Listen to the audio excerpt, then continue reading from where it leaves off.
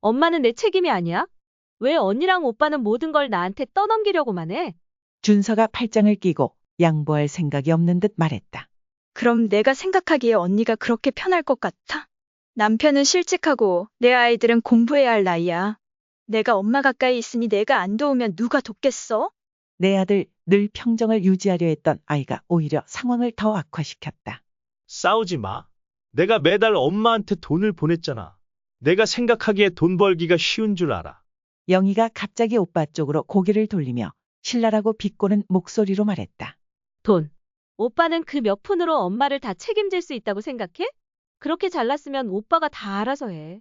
나는 고개를 들어 아이들을 한 명씩 바라보았다. 입술이 떨렸지만 아무 말도 나오지 않았다. 밖은 기묘할 정도로 고요한 밤이었지만 안에서는 새 아이의 목소리가 내 가슴을 울리는 것 같았다. 준서가 깊이 한숨을 쉬며 피곤한 목소리로 말했다. 그만해. 아무도 할 수 없다면 그냥 엄마 혼자 알아서 하게 해. 어차피 엄마는 혼자 사는 것에 익숙하잖아. 그 말들은 의도적이든 아니든 내 가슴을 찢어놓는 듯했다. 더 이상 참을 수 없었다. 목소리가 떨렸지만 차분하게 말하려고 노력했다. 그만하면 됐다. 세 아이 모두 나를 돌아보았다. 나는 고개를 들어 그들이 절대 이해할 수 없는 아픔을 숨기려는 눈으로 그들을 바라보았다. 너희는 더 이상 다툴 필요가 없다. 엄마는 엄마 혼자 알아서 할게. 엄마는 양로원에 들어갈 거야. 공간이 갑자기 조용해졌다. 세 아이는 나를 멍하니 쳐다보며 한마디도 하지 못했다. 나는 고개를 돌려 그 놀란 눈빛을 더 이상 마주하고 싶지 않았다. 아이들이 아무 말도 하지 않고 있는 동안 나는 방으로 돌아갔다. 마음이 무겁게 내려앉았다. 늘 익숙했던 작은 방이 어느새 답답하게 느껴졌다. 나는 창가의 낡은 나무 의자에 몸을 기대며 무심코 창밖의 정원을 바라보았다. 남편이 손수 가꿨던 꽃들은 여전히 그 자리에 있었지만 이제 그 손길은 더 이상 없었다. 그 시절 이 집은 우리의 자랑이었다. 남편이 내 손을 잡고 새로 칠한 나무 대문을 지나던 그날이 아직도 생생하다. 우리는 여기서 늙어가겠지. 그렇지요? 그가 나무 대문에 페인트를 칠하며 믿음 가득한 목소리로 말했다. 그래요. 나는 우리가 오래 살아서 손자, 증손자들이 집안 가득한 걸 보고 싶어요. 나는 웃으며 그의 이마에 맺힌 땀을 닦아주었다. 그러려면 당신이 건강을 잘 지켜야지요. 오늘처럼 무리하지 마세요. 그는 웃으며 내가 쉬도록 재촉했다. 나는 남편의 그런 작은 배려가 너무 좋았다. 그는 낭만적인 사람도 아니고 화려한 말을 잘하지도 않았지만 그의 모든 행동에서 나는 가족을 향한 그의 사랑을 느낄 수 있었다. 우리는 두 손으로 모든 것을 시작했다. 그는 건축 노동자로 일했고 나는 마을 사람들의 옷을 수선하며 돈을 벌었다. 모든 수입을 모아 이 집을 지었고 비록 넉넉하지는 않았지만 그의 곁에 있는 나는 결코 부족함을 느끼지 않았다. 작은 부엌은 남편이 가장 좋아하는 공간이었다. 요리는 잘하지 못했지만 그는 거기에 서서 조용히 나를 도우며 채소를 다듬거나 숯불을 저어주곤 했다. 어느 날 그는 갑자기 나를 바라보며 말했다. 당신이 요리하는 걸 볼 때마다 나는 내가 참 운이 좋다고 생각해요. 나는 웃으며 그를 놀렸다. 채소를 매일 먹게 되는 게 운이 좋다는 뜻인가요? 그는 고개를 저으며 눈을 가늘게 뜨고 나를 바라보았다. 아니요, 가족을 돌볼 수 있는 게 운이 좋다는 뜻이에요. 당신이 있고 아이들이 있어서 충분히 행복해요. 저녁이면 온 가족이 식탁에 둘러앉았다. 준서, 마지는 초등학교를 다니기 시작했는데 항상 두 동생에게 글자를 가르쳐 주곤 했다. 영희는 장난꾸러기여서 그의 엉뚱한 장난에 남편은 늘 웃음을 터뜨렸다. 나는 남편과 자주 눈을 마주쳤고 그 순간에는 아무 말이 필요 없었다. 우리는 같은 생각을 하고 있다는 것을 서로의 눈에서 알 수 있었다. 우리 가족은 정말 행복했다.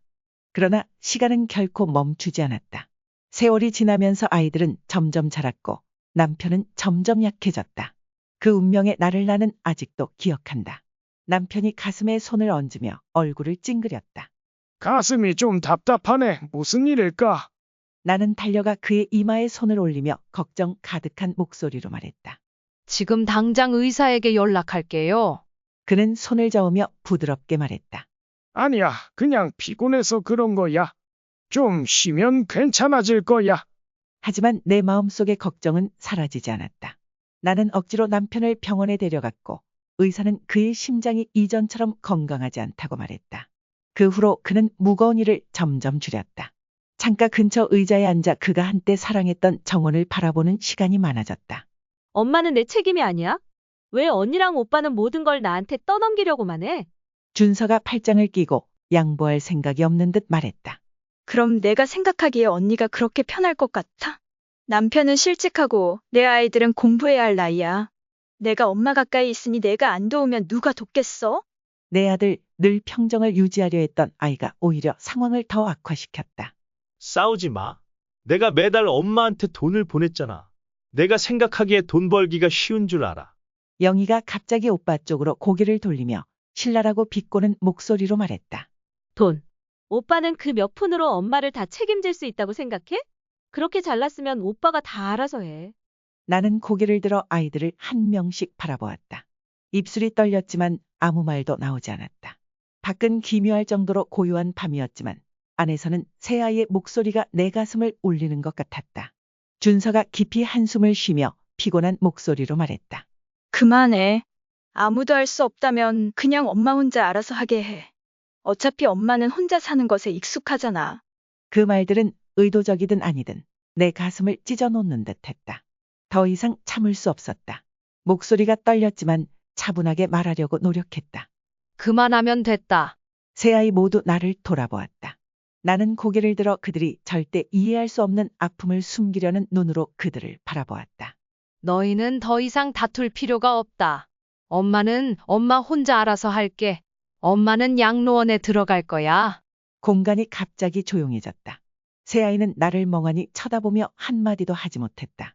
나는 고개를 돌려 그 놀란 눈빛을 더 이상 마주하고 싶지 않았다. 아이들이 아무 말도 하지 않고 있는 동안 나는 방으로 돌아갔다. 마음이 무겁게 내려앉았다. 늘 익숙했던 작은 방이 어느새 답답하게 느껴졌다.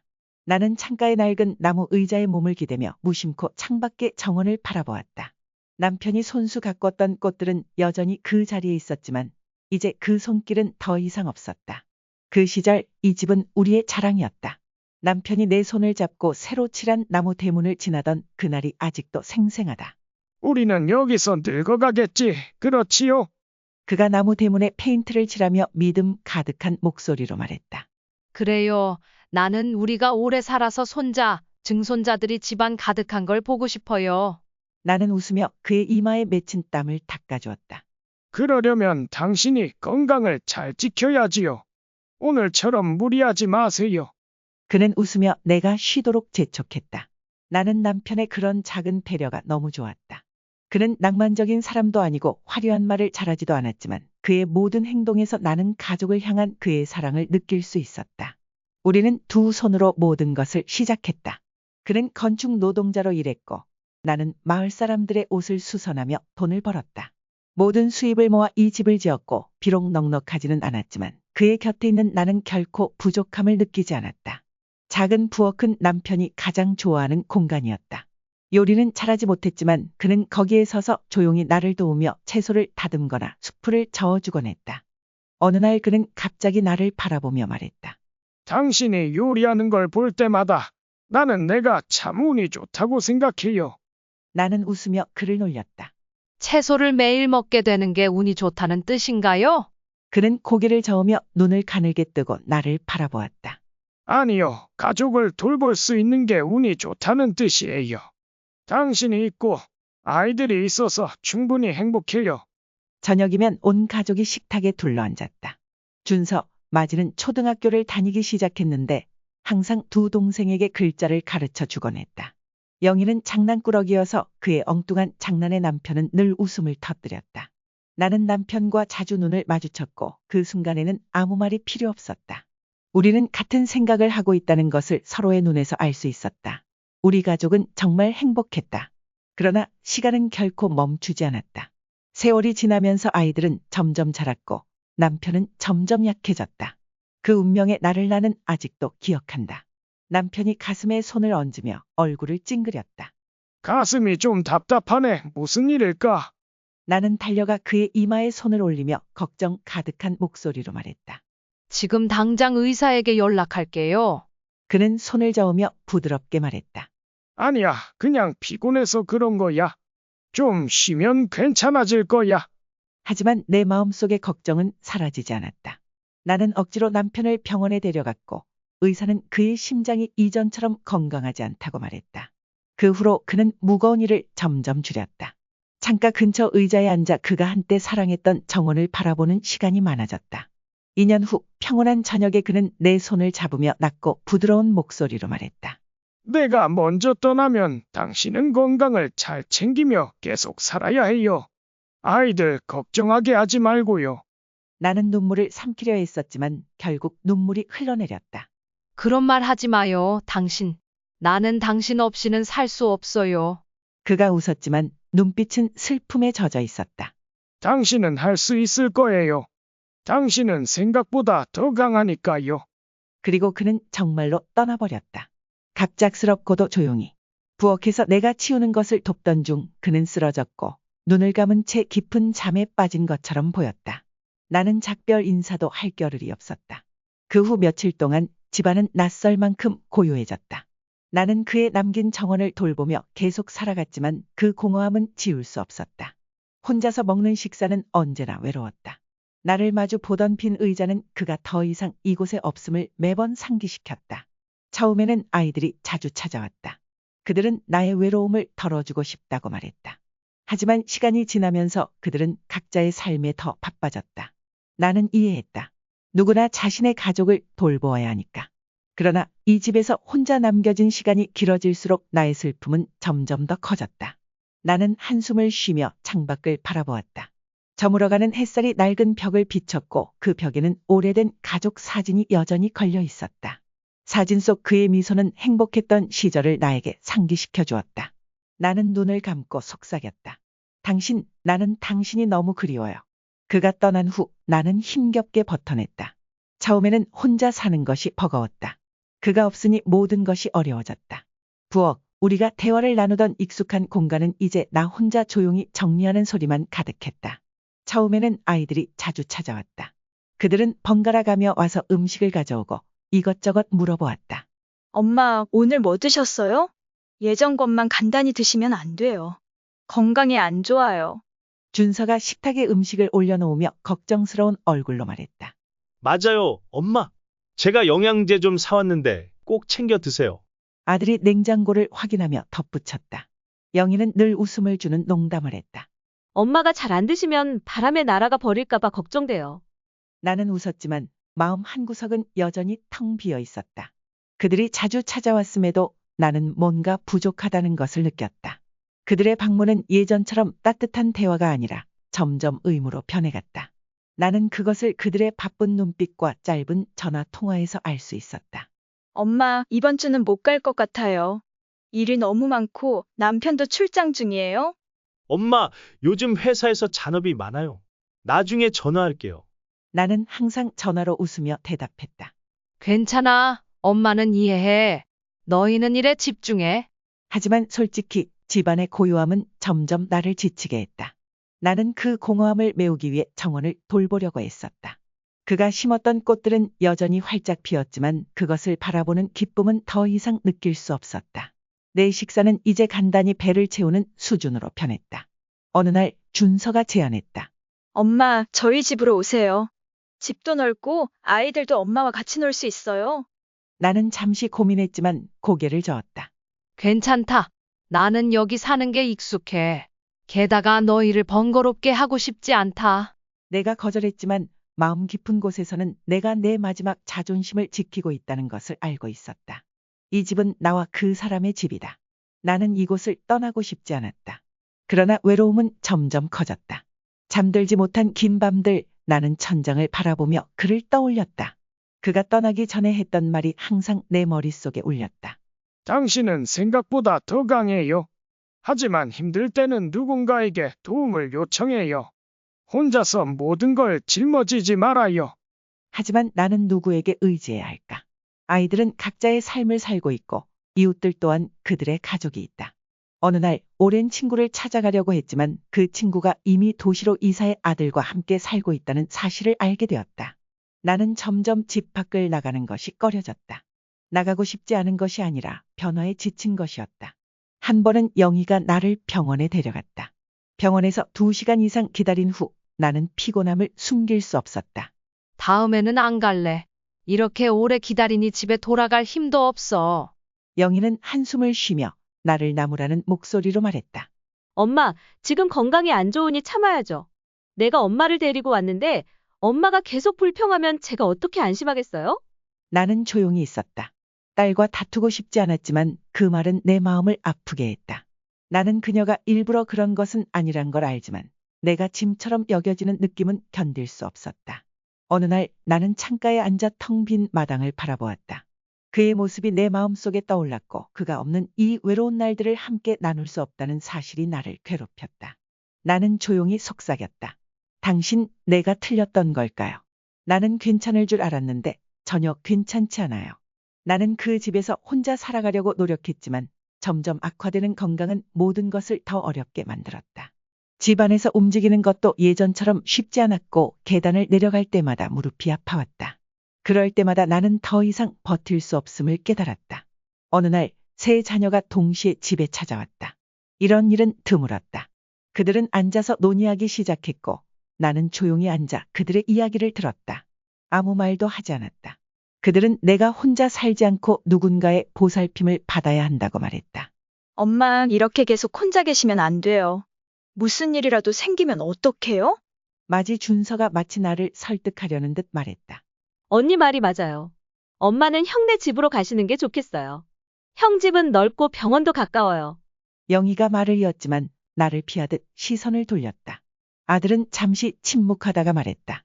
형네 집도 괜찮지만 내 생각엔 엄마가 여동생 집으로 먼저 가시는 게 좋아요. 여동생은 엄마랑 더 가까이 있고 시간도 많잖아요. 세 사람은 논쟁을 시작했다. 나는 그 자리에 앉아 그들이 나를 마치 어디에 둬야 할지 정리해야 하는 물건처럼 여기는 것을 느꼈다. 결국 나는 지친 목소리로 말했다. 더 이상 싸울 필요 없어요. 엄마는 준서 집에 먼저 갈게. 그 다음에 생각해보자.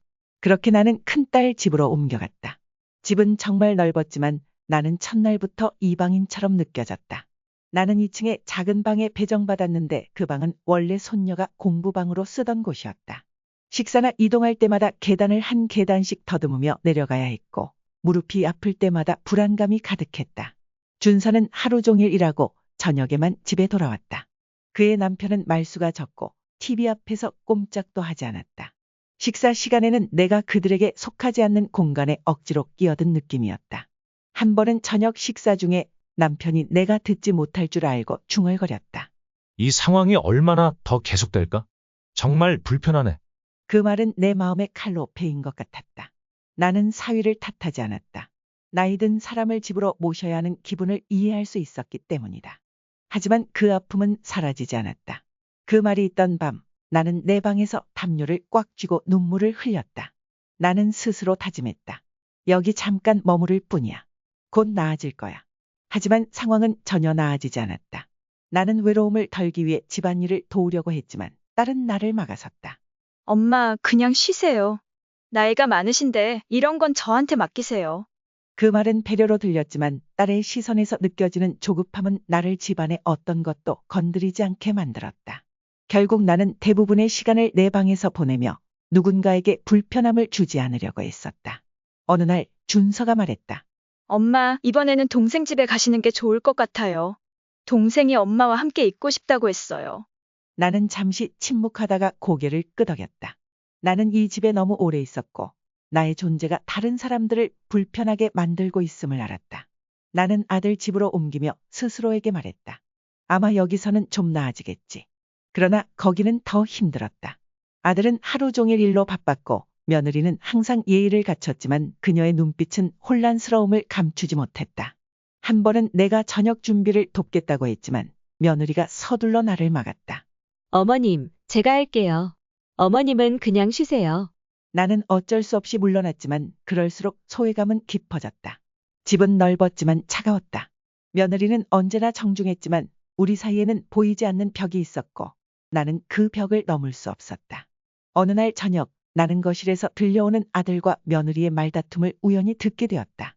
당신 어머니가 여기 계시는 게 너무 부담스러워요. 어떻게 해야 할지 모르겠어요. 하지만 어머니는 아무 잘못도 안 하셨잖아. 당신이 하루 종일 어머니를 돌보는 것도 아니고. 나는 문 밖에서 멈춰섰다. 안으로 들어갈 용기가 나지 않았다. 그들의 말은 내 마음을 한 번씩 내리치는 망치 같았다. 나는 내가 진짜 짐이 되었다고 느꼈다. 그날 밤 나는 잠을 이루지 못했다. 며칠 후부터 나는 거리를 두려고 노력했다. 심지어 며느리와의 대화도 최소화하려 했다. 이제는 영희 차례였다. 영희가 나를 데려갔다. 그녀는 남편도 자식도 없었기에 내가 덜 불편할 거라 생각했다. 하지만 그녀의 집은 너무 작았고 우리 둘 다 버티기 힘들었다. 영희는 하루 종일 일했고 나는 집에서 혼자 있었다. 퇴근 후 집에 돌아온 그녀는 너무 지쳐 나와 대화할 힘도 없었다. 엄마, 죄송해요. 제가 엄마를 잘 돌볼 수 없을 것 같아요. 다른 방법을 생각해 보시는 게 어떨까요? 나는 딸이 무슨 말을 하려는지 알았다. 아직 말은 꺼내지 않았지만 나는 이미 느낄 수 있었다. 나는 딸의 말을 끊고 고개를 살짝 끄덕이며 말했다. 엄마는 알겠어. 더는 반대하거나 설명할 힘이 없었다. 내 세 아이는 각자의 방식으로 나를 사랑하지만 어느 누구도 오래 나를 곁에 두고 싶어 하지 않았다. 그날 밤 나는 영희의 집 창가에 앉아 밤하늘을 바라보며 스스로에게 말했다. 아마 이제 내가 나 자신을 돌봐야 할 때가 온 것 같아. 얼마나 많은 밤을 뒤척이며 고민했는지 모르겠다. 아이들이 바쁘게 살아가는 모습을 볼 때마다 혹은 며느리나 사위가 무심코 내뱉은 말들 속에서 숨겨진 의미를 느낄 때마다 내 마음은 무거웠다. 어느 날은 스스로에게 물었다. 내가 여기 왜 있는 거지? 내가 애들한테 짐이 되는 건 아닐까? 어느 아침 식사를 마친 후 나는 새 아이를 불러앉혀 말했다. 얘들아, 엄마는 충분히 생각해 봤단다. 엄마는 양로원에 들어가고 싶어. 공간이 갑자기 멈춘 듯했다. 새 아이는 믿을 수 없다는 듯 나를 바라보았다. 결국 영희가 가장 먼저 입을 열었다. 엄마, 왜 그런 생각을 하세요? 저희가 엄마를 버린 게 아니잖아요. 늘 침착한 마지 준서는 고개를 저으며 반대했다. 맞아요, 엄마. 엄마는 그럴 필요 없어요. 엄마에겐 저희 셋이 있잖아요. 아들은 평소처럼 팔짱을 끼고 차분한 목소리로 말했다. 엄마가 저희가 불편하게 한다고 생각하신다면 저희가 고치겠습니다. 하지만 양로원은 필요 없어요. 나는 고개를 저으며 최대한 차분하게 말했다. 너희가 잘못한 건 없단다. 엄마는 너희가 각자의 삶을 사는 걸 알고 있고 엄마는 너희를 원망하지 않아. 하지만 엄마는 나이가 많고 이제 누구에게도 짐이 되고 싶지 않구나. 양로원에서는 엄마를 돌봐줄 사람들이 있을 거고 너희도 걱정하지 않아도 될 거야. 영희는 울음을 참지 못하고 말했다. 하지만 엄마, 제가 어떻게 엄마가 낯선 곳에서 혼자 사시는 걸 견딜 수 있겠어요? 저는 그럴 수 없어요. 다음 날들 동안 아이들은 내 짐을 정리하는 것을 도왔다. 나는 꼭 필요한 것들만 챙겼다. 몇 벌의 옷, 오래된 가족 사진 앨범 한 권, 그리고 나와 그의 결혼 사진. 내가 머물던 방을 바라보며 이제 텅 빈 벽만 남은 모습을 보니 마음이 허전했다. 준서가 물었다. 엄마, 정말 괜찮으세요? 이 집은 엄마가 평생 살던 곳이에요. 정말 떠나고 싶으세요? 나는 슬픈 미소를 지으며 딸의 어깨에 손을 올렸다. 그래서 더 떠나고 싶단다. 함께 나눌 사람이 없으면 집도 집이 아니야. 엄마가 떠나고 나면 너희가 이 집을 가지고 있으렴. 혹시 필요 없다면 팔아도 괜찮다. 내 말에 영희는 울음을 터뜨렸다. 나는 조용히 그녀 등을 쓰다듬으며 말했다. 나는 울고 싶지 않았다. 약한 모습을 보이고 싶지 않았다.